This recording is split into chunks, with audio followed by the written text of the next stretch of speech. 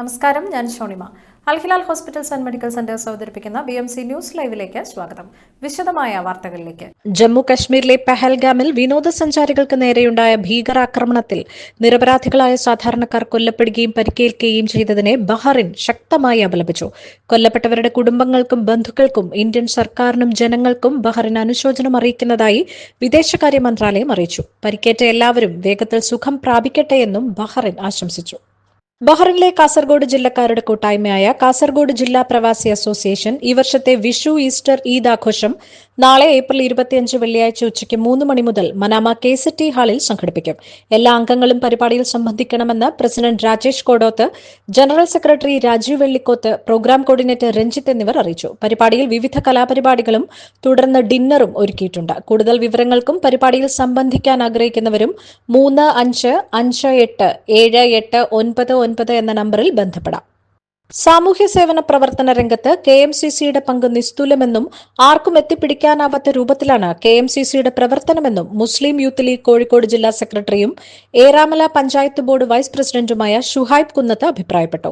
ഹ്രസ്വ സന്ദർശനാർത്ഥം ബഹ്റിനിലെത്തിയ ഷുഹൈബ് കുന്നത്തിന് മനാമ സെയ്ദ് ഹൈദരലി ശിഹാബ് തങ്ങൾ ഓഡിറ്റോറിയത്തിൽ കോഴിക്കോട് ജില്ലാ KMCC നൽകിയ സ്വീകരണത്തിൽ പങ്കെടുത്ത് സംസാരിക്കുകയായിരുന്നു. KMCC സംസ്ഥാന ജനറൽ സെക്രട്ടറി ഷംസുദ്ദീൻ വെള്ളിക്കുളങ്ങര സംഗമം ഉദ്ഘാടനം ചെയ്തു. കോഴിക്കോട് ജില്ലാ പ്രസിഡന്റ് ഷാജഹാൻ പരപ്പൻ പൊയിൽ അധ്യക്ഷനായിരുന്നു. സംസ്ഥാന ഓർഗനൈസിംഗ് സെക്രട്ടറി ഗഫൂർ കൈപ്പമംഗലം, സംസ്ഥാന വൈസ് പ്രസിഡന്റ് മാരായ റഫീഖ് തോട്ടക്കര, സഹീർ കാട്ടാമ്പള്ളി, സെക്രട്ടറി അഷ്റഫ് കാക്കണ്ടി എന്നിവർ സന്നിഹിതരായി. KMCC മുൻ പ്രസിഡന്റ് കുട്ടൂസ മുണ്ടേരി, സംസ്ഥാന വൈസ് പ്രസിഡന്റ്മാരായ അസ്ലം വടകര, AP ഫൈസൽ, സെക്രട്ടറിമാരായ ഫൈസൽ കണ്ടിത്താഴ, SK നാസർ തുടങ്ങിയവർ ആശംസകൾ നേർന്നു. ജില്ലാ organising secretary Naseem Perambra, vice പ്രസിഡന്റ്മാരായ അഷ്റഫ് തോടന്നൂർ, മുഹമ്മദ് ഷാഫി വേളം എന്നിവർ നേതൃത്വം നൽകി. Acting general secretary Muneer Onchiyam സ്വാഗതവും ട്രഷറർ സുബൈർ കളത്തിക്കണ്ടി നന്ദിയും രേഖപ്പെടുത്തി. കേരള സംസ്ഥാന സാംസ്കാരിക വകുപ്പിന് കീഴിലുള്ള മലയാളം മിഷന്റെ കീഴിൽ പ്രവർത്തിക്കുന്ന ബഹ്റിൻ പ്രതിഭ മലയാളം പാഠശാലയിലേക്കുള്ള 2025-26 അധ്യയന വർഷത്തെ അഡ്മിഷൻ ആരംഭിച്ചു. ആദ്യ വർഷത്തെ ക്ലാസ്സായ മുല്ലയിലേക്ക് മാതൃഭാഷാ പഠനം ആഗ്രഹിക്കുന്ന 2025 ജനുവരി 1 5 വയസ്സ് പൂർത്തിയായ കുട്ടികൾക്ക് പാഠശാലയിൽ ചേരാവുന്നതാണ്. എല്ലാ ചൊവ്വാഴ്ചകളിലും വൈകുന്നേരം 7:30 മുതൽ 9 മണിവരെ പ്രതിഭയുടെ മനാമ റിഫ സെന്ററുകളിലാണ് ക്ലാസുകൾ നടക്കുക. പ്രവേശനം സംബന്ധിച്ച കൂടുതൽ വിവരങ്ങൾക്ക് 38791131 അല്ലെങ്കിൽ 3337338 എന്നീ നമ്പറുകളിൽ ബന്ധപ്പെടണം. ഭാഷാ പ്രചരണത്തിനു വേണ്ടി സംസ്ഥാന സർക്കാരും മലയാളം മിഷനും ചേർന്ന് വിഭാവനം ചെയ്ത മലയാളം പഠനത്തിനു വേണ്ടിയുള്ള ബഹ്റിൻ പ്രതിഭ സംഘടിപ്പിക്കുന്ന ക്ലാസുകളിലേക്കുള്ള പ്രവേശനം സൗജന്യമാണെന്നും ഭാരവാഹികൾ അറിയിച്ചു. BMC ന്യൂസിൽ ഇനിയൊരു ഇടവേള.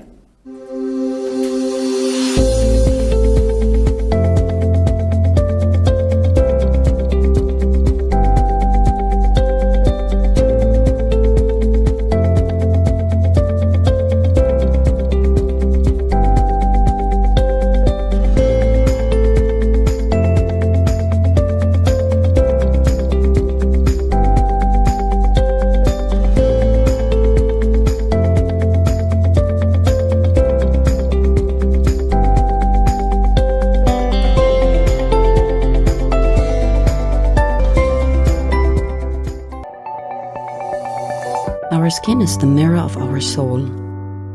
Our skin is our largest sensory organ. Our skin needs a healthy microbiome balance.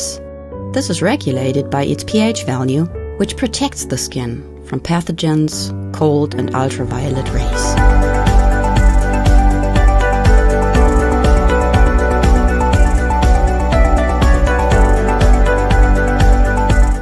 Sebamed protects your skin.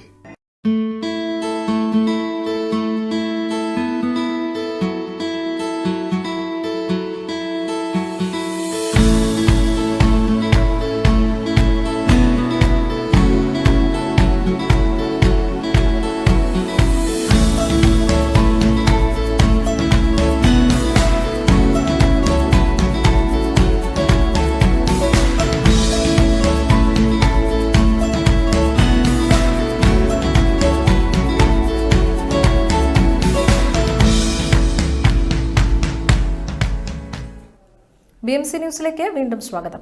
ആഗോള കത്തോലിക്ക സഭയുടെ പരമാധ്യക്ഷൻ ഫ്രാൻസിസ് മാർപ്പാപ്പയുടെ ദേഹവിയോഗത്തിൽ സിറോ മലബാർ സൊസൈറ്റി ബഹ്റൈൻ അനുശോചനം രേഖപ്പെടുത്തി. ചൊവ്വാഴ്ച സിംസ് ആസ്ഥാനത്ത് നടന്ന അനുശോചന യോഗത്തിൽ സിംസ് ഭരണസമിതി അംഗങ്ങൾക്കൊപ്പം മുൻ ഭരണസമിതി അംഗങ്ങളും വനിതാവേദി എക്സിക്യൂട്ടീവ് കമ്മിറ്റി അംഗങ്ങളും സിംസ് കുടുംബാംഗങ്ങളും പങ്കെടുത്തു.